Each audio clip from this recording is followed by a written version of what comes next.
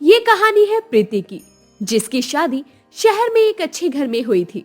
प्रीति भले ही पढ़ी लिखी नहीं थी, लेकिन उसके अंदर एक ऐसी खूबी थी जो शायद हर किसी के बस की नहीं थी। ऐसे ही एक दिन प्रीति किचन में काम कर रही होती है। तभी उसकी जेठानी रवीना उसके पास आती है और उसको अपनी महंगी साड़ी दिखाते हुए कहती है, प्रीति देखो, ये साड़ी कितनी सुंदर लग रही है ना। हाँ दीदी, ये साड़ी तो बहुत सुंदर लग रही है। कितने के लिए है आपने? इसका रेट मत पूछो, अगर तुमने इसका रेट जान लिया ना तो तुम्हारे पैरों तले जमीन खिसक जाएगी, क्योंकि इस साड़ी का रेट तुम्हारी औकात और सोच दोनों के बाहर है।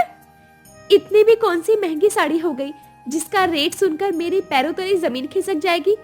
और आप औकात की बात क्यों कर रही हैं? आप नहीं बताना चाहती हैं तो कोई बात नहीं। ये साड़ी पूरी 5,000 की है। अब तुम तो जानती हो कि तुम्हारे जेठ जी मुझे ऐसे लोकल साड़ियां नहीं पहनने देते। वो मुझे महंगे मॉल से शॉपिंग करवाते हैं और एक मॉल में मुझे ये साड़ी पसंद आ गई तो मैंने इसे खरीद लिया। बुरा मत मानना दीदी, पर एक बात कहूँ? हाँ कहो। दीदी, ये साड़ी दिखने में बहुत सुंदर हो सकती है और पहनने में भी आरामदायक हो सकती है, लेकिन सच कहूँ तो मुझे इस साड़ी का रेट सही नहीं लगा। इस साड़ी के हिसाब से 5,000 बहुत ज्यादा है और हमारे गांव में ऐसी साड़ी को 1,000 रुपए में भी कोई नहीं पूछता, और आप इस साड़ी के 5,000 देकर आ गई। सच में तुम गंवार ही रहोगी। अरे ये तुम्हारा गांव नहीं बल्कि शहर है, और शहर में तुम जानती नहीं कि हर चीज महंगी आती है। प्रीति आगे कुछ बोलती उससे पहले रवीना वहां से चली जाती है और इस तरह प्रीति कुछ नहीं कहती। समय गुजरता है और गुजरते समय के साथ रवीना प्रीति को जरा भी पसंद नहीं करती थी, क्योंकि प्रीति गांव से जो आई थी और उसे शहरी तौर तरीके नहीं पता थे। ऐसे ही एक दिन रवीना अपनी कुछ सहेलियों के साथ अपने घर आती है तो वहीं प्रीति पोछा मार रही होती है। माफ करना दीदी, पर हमने पोछा मारा है, थोड़ी देर बाहर ही इंतजार कर लीजिए। जैसे ही घर सूख जाएगा वैसे ही आप अंदर चले जाना। रवीना, ये कौन है? ये हमें अंदर जाने के लिए क्यों रोक रही है? अरे यार, ये रवीना की देवरानी है, गांव से आई है, गांव की गवार देवरानी। अच्छा, गांव से आई है तभी तो गवारों वाली हरकतें कर रही है। अरे पोछा हाथ से लगा रही है, ये नहीं कि मोप से लगाकर जल्दी से निपटारा पाऊं। और तो और ये हमें बाहर वेट करने को कह रही है। अरे बाहर कितनी गर्मी हो रही है, इसे कोई बताओ। माफ करना बहन जी, लेकिन बाहर कितनी गर्मी हो रही है ये हमें मत सिखाओ, क्योंकि हम गांव के रहने वाले हैं और गर्मी क्या होती है ये हमसे बेहतर कोई नहीं जानता। अपनी सहेली और गवार देवरानी के बीच की बहस देखकर रवीना को जरा भी अच्छा नहीं लगता और घर के बाहर से ही रवीना अपनी सहेलियों को टाटा बाय बाय कर देती है।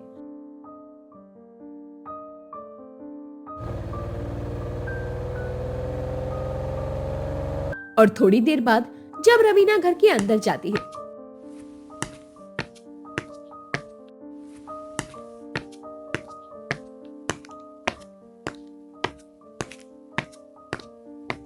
तो वो घर को अपने सर पर उठा लेती है। दोनों देवरानी जेठानी के बीच में बहस देखकर उन दोनों की सास शांति नीचे आती है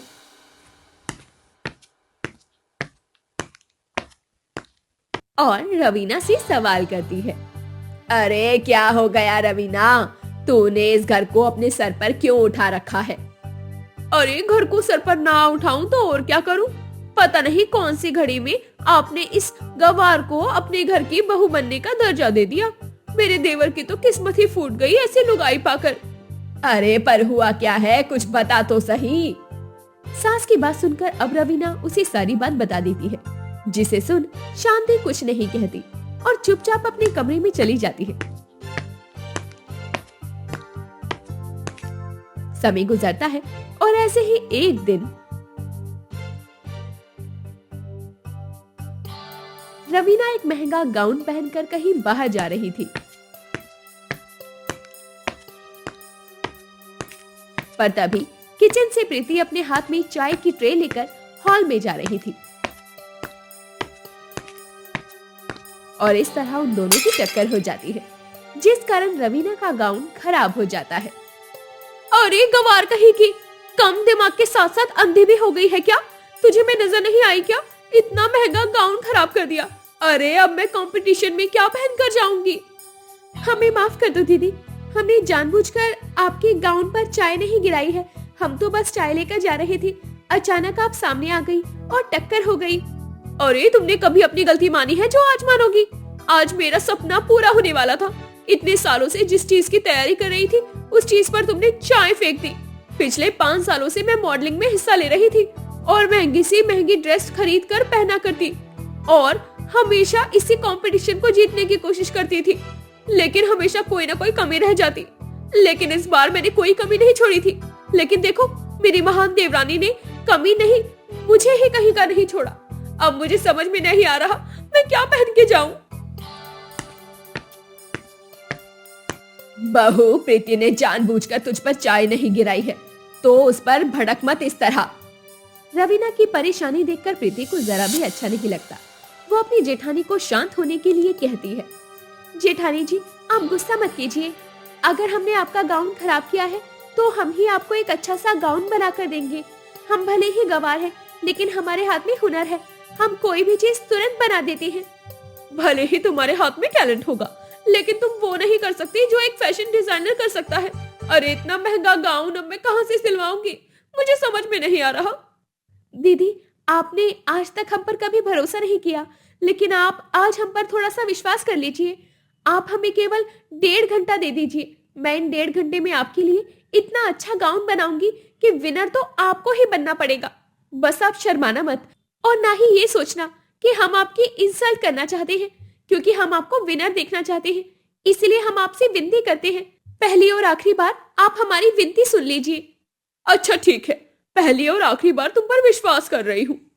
रवीना के पास अब दूसरा कोई चारा नहीं था, इसीलिए रवीना प्रीति को 1.5 घंटा दे देती है।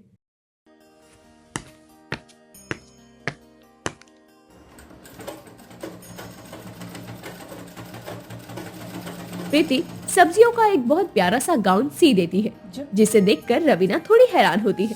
पर क्योंकि वो गाउन देखने में बहुत सुंदर था, इसीलिए रवीना अब उस गाउन को पहनकर अपने कंपटीशन में जाती है और अच्छे से परफॉर्म करती है।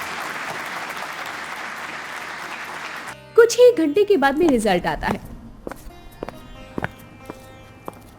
जिसमें विनर कोई और नहीं बल्कि रवीना होती है। खुद को विनर बनता देखकर रवीना की आंखें भर आती है और अब जब वो घर आती है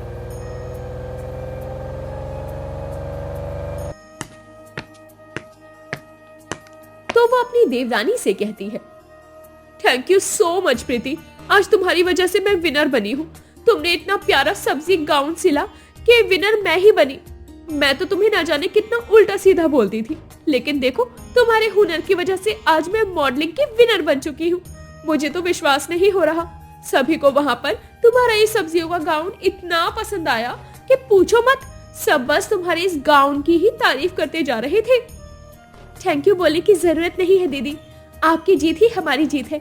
हम भले ही गांव से आए हैं, लेकिन हम आपका बुरा कभी नहीं चाहते और हमें तो खुशी है आपके जरिए हमारा सब्जियों का ये गाउन भी फेमस जो हो गया है।